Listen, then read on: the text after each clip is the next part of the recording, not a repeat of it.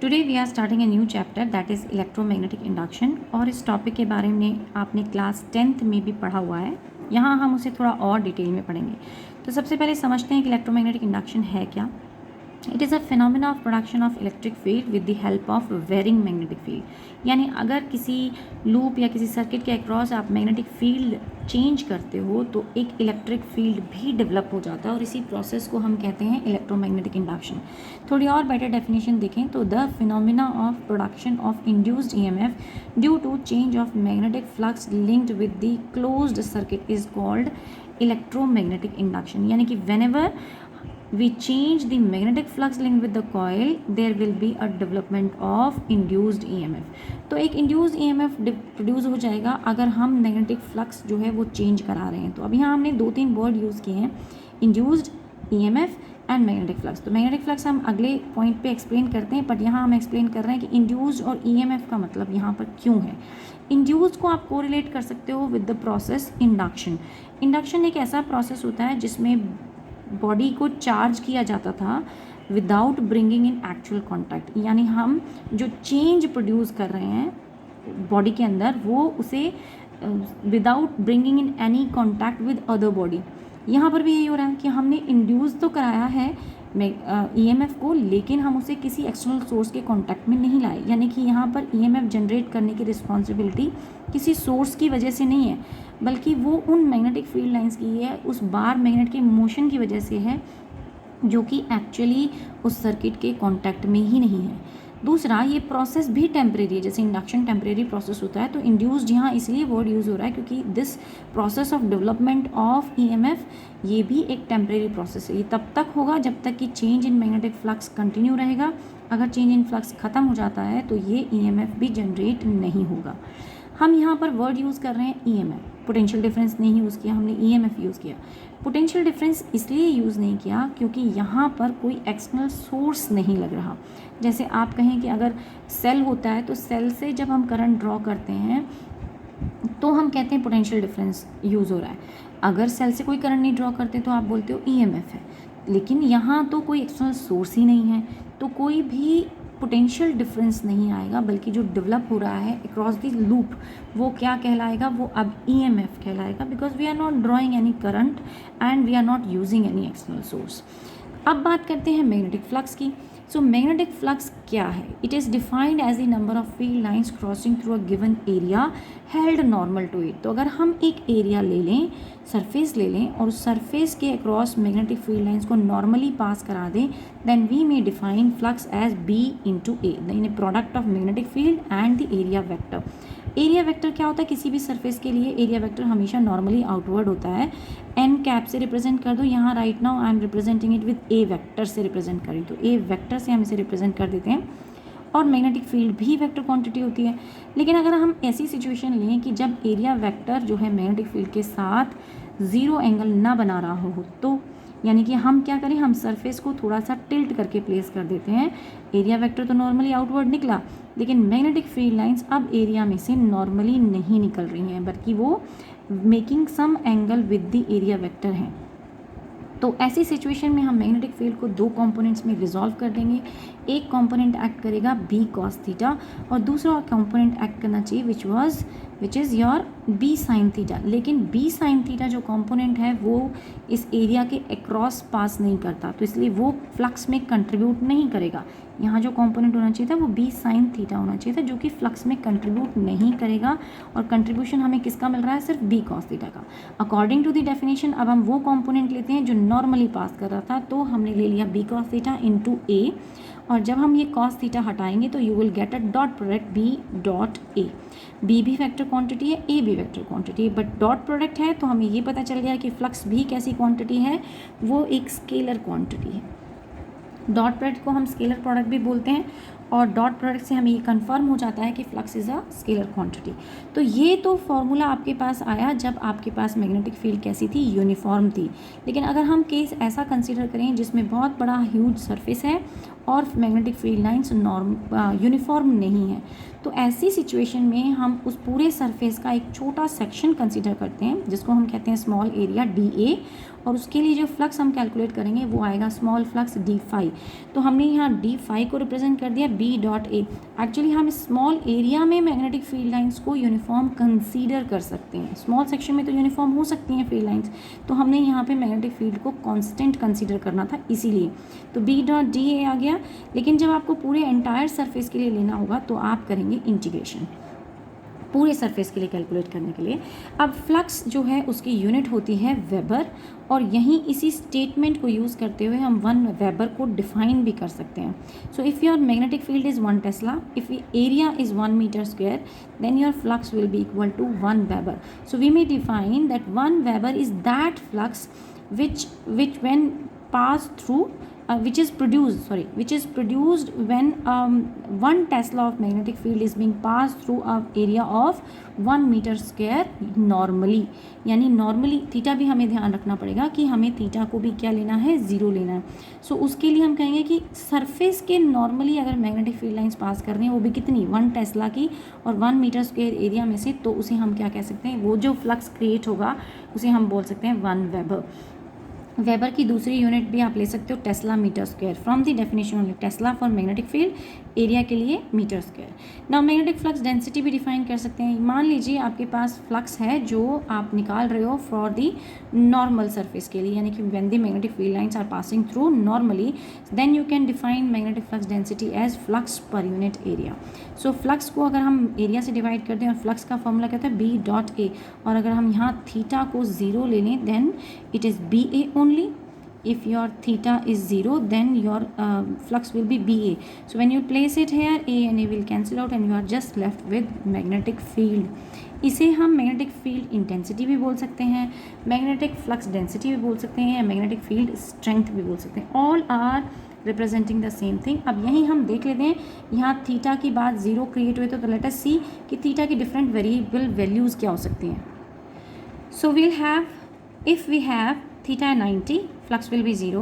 if we have theta 0, flux will be maximum। if we have theta 180, then your flux will be negative, that means minimum। so ये different cases बता दिए कि theta अगर 0 हो, 90 हो, 180 हो तो आपको फ्लक्स क्या मिलेगा। now let us talk about Faraday law। Faraday ने कुछ एक्सपेरिमेंट्स परफॉर्म किए थे, रादर हम स्पेसिफाई करें तो 3 एक्सपेरिमेंट परफॉर्म किए थे जिसमें उन्होंने अलग अलग सेटअप लिया और उन एक्सपेरिमेंट्स को ऑब्ज़र्व किया, उनके कंक्लूजन्स निकाले और उनके बेसिस पर उन्होंने फाइनली लॉ दिया। तो लॉ को डिफ़ाइन करने से पहले I think we should first understand कि उनके एक्सपेरिमेंट्स क्या थे और उसके कंक्लूजन्स क्या थे। तो पहले हम लेते हैं उन्होंने अपने सेटअप में क्या लिया, पहले वो एक्सप्लेन कर लें। सेटअप में उन्होंने एक लूप लिया जिसके अंदर कोई इनिशियली करंट नहीं था और उसे गैल्वेनोमीटर के साथ कनेक्ट कर दिया। एक बार मैग्नेट लिया एंड बार मैग्नेट का उन्होंने ऑब्जर्वेशन क्या लिया था, ऑब्जर्वेशन में उन्होंने रिलेटिव मोशन देखा between the bar magnet and the loop, और उन्होंने नोटिस किया कि जब भी यहाँ पर कोई रिलेटिव मोशन होता है तो गैल्वेनोमीटर डिफ्लेक्शन शो करता है। दूसरे सेटअप में उन्होंने इस बार मैग्नेट को रिप्लेस कर दिया with a current carrying coil, यानी यहाँ पर उन्होंने एक सोलेनॉइड ले लिया जिसको उन्होंने बैटरी सोर्स से कनेक्ट किया था, और अब फिर उन्होंने नोटिस किया कि relative motion between this current carrying coil and the coil with the galvanometer, जो कॉइल गैल्वेनोमीटर के साथ है उसके पास कोई सोर्स नहीं था। जब यहाँ उन्होंने ऑब्जर्व किया तो ऑलमोस्ट दोनों एक्सपेरिमेंट्स की ऑब्जर्वेशन सिमिलर थी। अब मैं आपको बताती हूँ कि स्टेप्स ऑफ ऑब्जर्वेशंस क्या थे।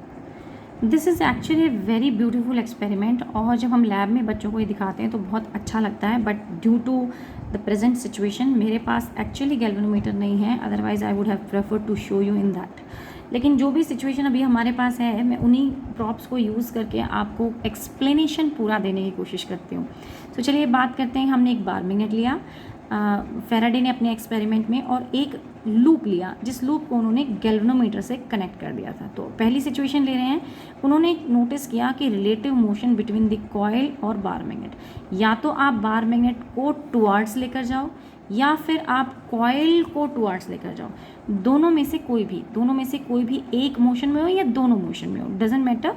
उस ड्यूरेशन में फेराडे ने ऑब्जर्व किया कि galvanometer will show some deflection.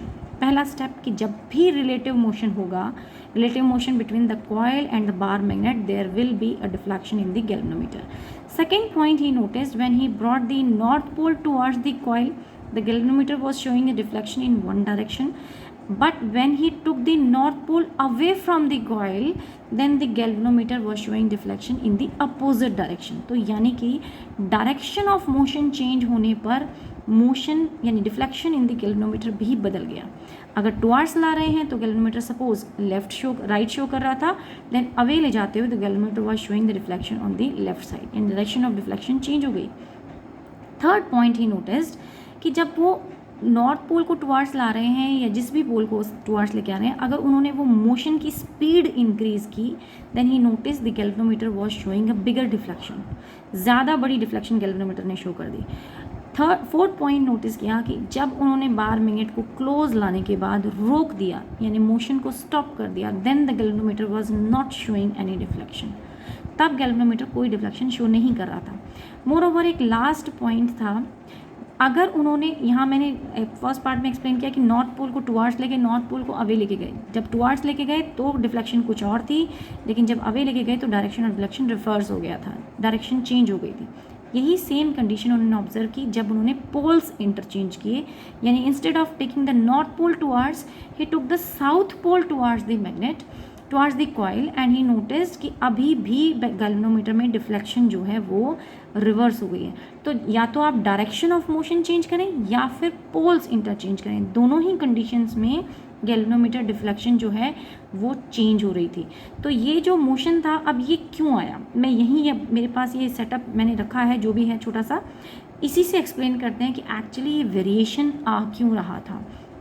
जब आप बार मैग्नेट को टुवार्ड्स लेकर आ रहे हो या फिर कॉइल को टुवार्ड्स दी बार मैग्नेट मूव करा रहे हो, यू माइट नोटिस कि मैग्नेटिक फील्ड लाइंस को हम इस तरीके से रिप्रेजेंट करते हैं.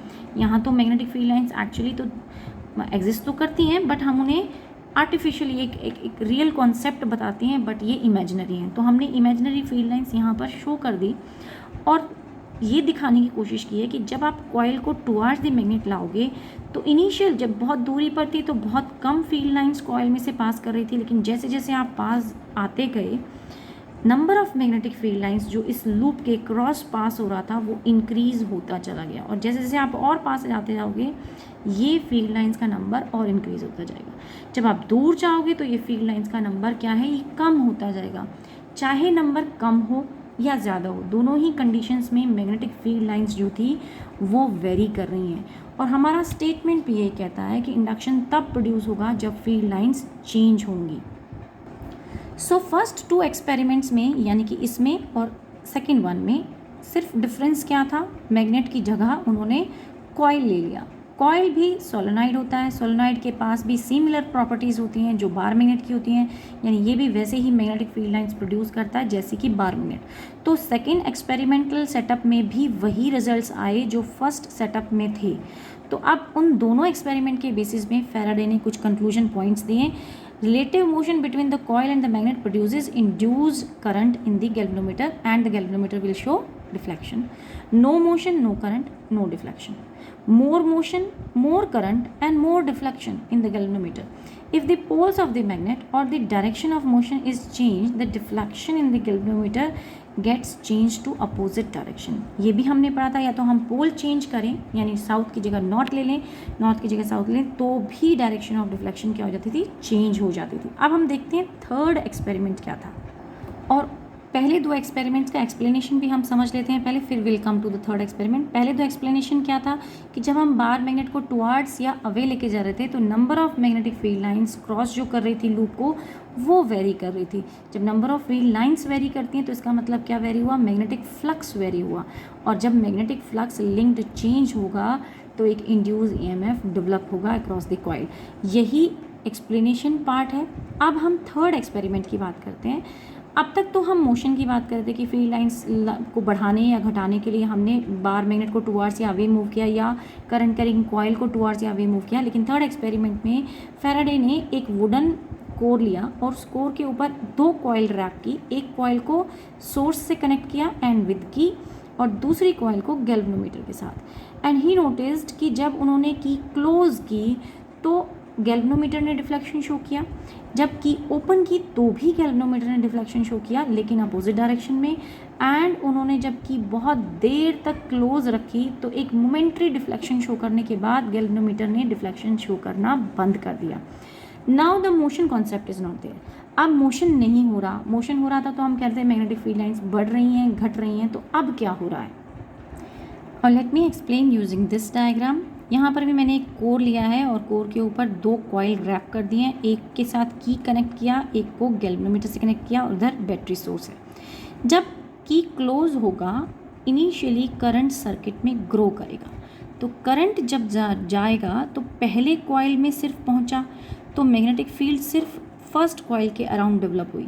जब दूसरी कॉइल में भी पहुंचेगा तो 2 कॉइल्स में करंट डेवलप हो गया, यानी मैग्नेटिक फील्ड डेवलप हो गई, और तीसरी कॉइल में पहुंचा तो 3 कॉइल्स के अंदर मैग्नेटिक फील्ड लाइंस डेवलप हो गई। यानी हर बार मैग्नेटिक फील्ड की स्ट्रेंथ बढ़ती जा रही है। मैग्नेटिक फील्ड लाइंस जो हैं वो एक दूसरे के साथ कंबाइन होकर स्ट्रॉन्गर मैग्नेटिक फील्ड दे रही हैं जब करंट सर्किट में ग्रो कर रहा है। एंड बिकॉज ऑफ दिस जो फील्ड लाइंस इस सोलेनॉइड से या इस करंट वायर से बाहर निकल रही होंगी वो क्या हो रही हैं, वो चेंज हो रही हैं। और ये चेंजिंग फील्ड लाइंस कहाँ से पास करेंगी, ये नियर बाय रखी हुई कॉइल के अक्रॉस पास कर जाएंगी। तो जब ये field lines nearby coil के अक्रॉस पास करेंगी, changing one, as long as the current is growing the change will continue.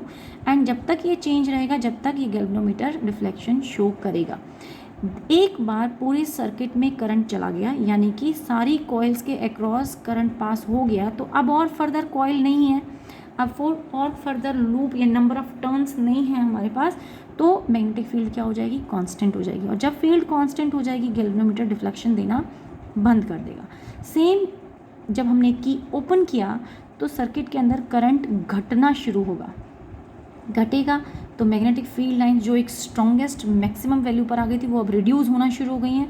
और because of this reduced magnetic field lines there will be decrease in the number of field lines in the loop. इस पूरे solenoid के अंदर field lines घटना शुरू होंगी, घटेंगी तो फिर से चेंज आया है, चेंज आएगा तो डिफ्लेक्शन अब की बार इधर की जगह दूसरी डायरेक्शन में आ जाएगा, बट डिफ्लेक्शन आएगा गैल्वेनोमीटर में। तो ये थर्ड एक्सपेरिमेंट का कंक्लूजन था। I have written the conclusion here. Due to the changing magnetic flux in the primary and induced EMF is produced in the secondary. यानी कि पहली वाली कॉइल की फील्ड लाइंस बदल रही थी जिसकी वजह से सेकेंडरी कॉइल में, सेकेंडरी कौन सी है, गैल्वेनोमीटर वाली, ये प्राइमरी है, ये सेकेंडरी है, तो प्राइमरी में फील्ड लाइंस पहले बदली, उसकी वजह से एक करंट सेटअप हुआ सेकेंडरी के अंदर, एक इंड्यूस ईएमएफ प्रोड्यूस हो गया सेकेंडरी कॉइल में।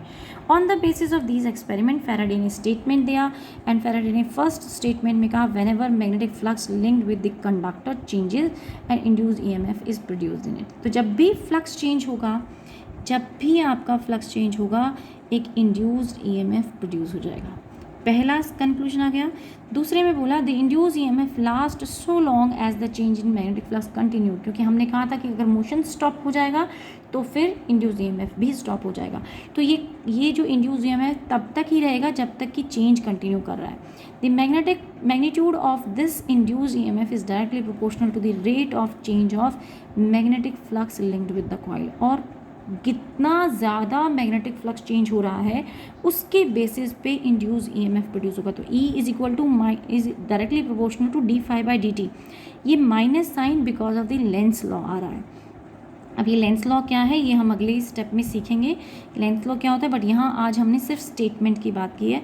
तो स्टेटमेंट माइनस सिंबल के बारे में, यानी डायरेक्शन ऑफ द ईएमएफ कैसी थी या इंड्यूस करंट की डायरेक्शन कैसी थी, वो फैराडे ने नहीं बताया था, लेकिन हम फैराडे के स्टेटमेंट में माइनस इंक्लूड करते हैं क्योंकि ये माइनस कंफर्म करता है डायरेक्शन। ये सिर्फ डायरेक्शन बता रहा है और it is in accordance to the Lenz law. ये लेंस लॉ से आया है, अगला ही हमारे पास लेंस लॉ का टॉपिक है। एंड ये समझते हैं हम कि वो कह रहा है कि जितना फ्लक्स चेंज करेगा, जितना rate of change of flux होगा, उतना ही इंड्यूस ईएमएफ जनरेट होगा। सो ये हमारी स्टेटमेंट थी जिसमें φ2 एंड φ1 जो है ये फ्लक्स है, initial flux and final flux, जिसको हम लिख सकते हैं φ2 - φ1 bye T2 - T1 and proportionality हटाते हैं, then we'll have this negative symbol, and negative symbol is just showing the opposite direction. यानी हमें ये दिखाना चाह रहा है, लेंस लॉ ने एक्चुअली अपने स्टेटमेंट ये बोला था कि that whichever the current induced in the circuit that will oppose its cause. उसका कॉज क्या है? मैग्नेटिक फील्ड लाइंस का वेरिएशन, यानी ये उस मैग्नेटिक फील्ड लाइंस के वेरिएशन को अपोज करेगा, और इस अपोजिशन को ही हम इस नेगेटिव सिंबल से शो करते हैं। यहाँ लिखा भी है the direction of EMF is such that it opposes the change in magnetic flux. Change in flux क्यों आया? बिकॉज ऑफ द मोशन, यानी मोशन को इसने, किसके मोशन को? बार मैग्नेट के मोशन को या कॉइल के मोशन को या चेंजिंग मैग्नेटिक फील्ड को, फ्लक्स को इसने अपोज करना है। So here we have the statement also. Lenz law क्या कहता है? According to it the direction of induce EMF such that it opposes the cause of its production. तो अपने प्रोडक्शन के कॉज को ये करंट या ये इंड्यूस EMF क्यों आया था? Because of the either changing magnetic field की वजह से या because of the motion of the bar magnet. तो motion of the bar magnet को या कॉइल के मोशन को अपोज करेगा या मैग्नेटिक फ्लक्स के चेंज को अपोज करेगा। So it opposes the change in flux. So change in flux को अपोज करेगा। अब इस चीज़ को कन्फर्म किया कि अपोज ही क्यों कर रहा है, तो ये एक एक्सपेरिमेंटल सेटअप था जो लेंस ने परफॉर्म किया था, और उन्होंने कहा कि on the basis of this he confirmed that actually opposition होता है। तो यहाँ सेटअप में दिखाते हैं, ये नॉर्थ पोल है, यहाँ एक सोलेनॉइड कॉइल ले लिया है और साथ में हमने गैल्वेनोमीटर कनेक्ट किया, दिस इज द गैल्वेनोमीटर, और 2 वे की हमने यहाँ पे कनेक्ट किए। 2 वे की का मतलब है यानी 1 और 2 को हम एक टाइम पे कनेक्ट करेंगे या फिर हम 2 एंड 3 को कनेक्ट करेंगे। जब हम 2 और 3 को कनेक्ट करते हैं तो ये बैटरी सोर्स से कनेक्ट हो जाता है एंड सर्किट के अंदर करंट फ्लो करना शुरू करेगा। तो यू मे नोटिस इस वक्त जो पोलैरिटी बता रहा है कि अगर हम 2 एंड 3 के बीच में की इंसर्ट करते हैं तो the current in the circuit will be anti clockwise, और जब करंट एंटी क्लॉकवाइज होता है तो अपर कौन सा पोल बनना चाहिए? नॉर्थ पोल बनना चाहिए। एंड उस डायरेक्शन में जब ऊपर नॉर्थ पोल बना यानी एंटी क्लॉकवाइज डायरेक्शन आपके पास थी, तो एंटी क्लॉकवाइज डायरेक्शन में galvanometer showed a deflection towards the left. This is I am just considering. Then he remove the key from 2 to 3, 2 और 3rd में से उसने की रिमूव कर दिया एंड उसके बाद की इंसर्ट किया 1 और 2 के बीच में। तो यानी अब ये बैटरी सोर्स या जो भी था सेल हमने हटा दिया है, अब ये विदाउट एनी एक्सटर्नल सोर्स हो गया है। And then he move the north pole of the magnet towards this coil. जब उन्होंने नॉर्थ पोल को मूव किया, he notice the galvanometer again showed the same side deflection. Galvanometer में अब भी उसी डायरेक्शन में डिफ्लेक्शन शो किया। दैट मीन्स कि यहाँ जो पोल बना होगा, बिकॉज बार मैग्नेट जब टुवर्ड्स आएगा तो यहाँ पर कोई ना कोई करंट की डायरेक्शन बनी होगी, करंट की डायरेक्शन बनी होगी तो यहाँ कोई पोल बना होगा, और अगर कोई पोल बना होगा तो वो कैसा रहा होगा? नॉर्थ पोल रहा होगा, क्योंकि नॉर्थ पोल में ही वो इनिशियली राइट डिफ्लेक्शन शो कर रहा था। तो अभी भी अगर गैल्वेनोमीटर सेम डायरेक्शन में डिफ्लेक्शन शो करता है, दैट मीन्स अभी भी यहाँ पर कौन सा पोल बना है? नॉर्थ बना है। और वो कब बना? जब आप नॉर्थ पोल ऑफ मैग्नेट को टुवर्ड्स लेकर आए। जब आप नॉर्थ पोल को टुवर्ड्स लेकर आए तो आपको पता है कि नॉर्थ और नॉर्थ तो क्या करते हैं? एक दूसरे को रिपेल करते हैं। तो यानी कि इस कॉइल के अंदर जो करंट इस बार मैग्नेट ने प्रोड्यूस किया वो कैसा था? वो अपने ही कॉज को अपोज कर रहा था, वो इस नॉर्थ पोल को अपनी तरफ आने से रोक रहा था, अपोजिशन दे रहा था। ये है experimental verification of the Lenz law. तो ये जो डायग्राम मैंने दिखाया और जो एक्सप्लेनेशन आपको दिया है, ये एक्सप्लेनेशन क्या बताता है कि ये लेंस लॉ को वेरीफाई करने के लिए एक्सपेरिमेंटल सेटअप था टू वेरीफाई लेंस लॉ।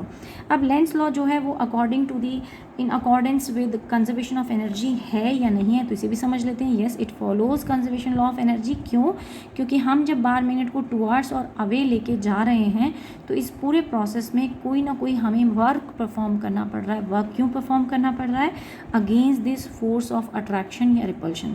यानी कि अगर हम साउथ पोल को यहाँ पे नॉर्थ पोल को दूर लेके जाएं तो यहाँ एक साउथ पोल डेवलप हो जाएगा। जब हम कॉइल को, सपोज मैं एक कॉइल लेती हूँ, तो अगर मैं बार मैग्नेट को नॉर्थ पोल ही है उसे मैं दूर लेके जाती हूँ तो यहाँ साउथ पोल बनेगा, सो दैट कि वो उसे अट्रैक्ट करे, क्योंकि जो मोशन है उसके अपोजिट काम करना है। तो यहाँ नॉर्थ पोल जब दूर जा रहा था तो करंट की डायरेक्शन ऐसी बनी कि यहाँ पे साउथ पोल बन गया, और वो साउथ पोल इसे दूर नहीं जाने देगा बल्कि क्या करेगा? वो उसे अट्रैक्ट करेगा।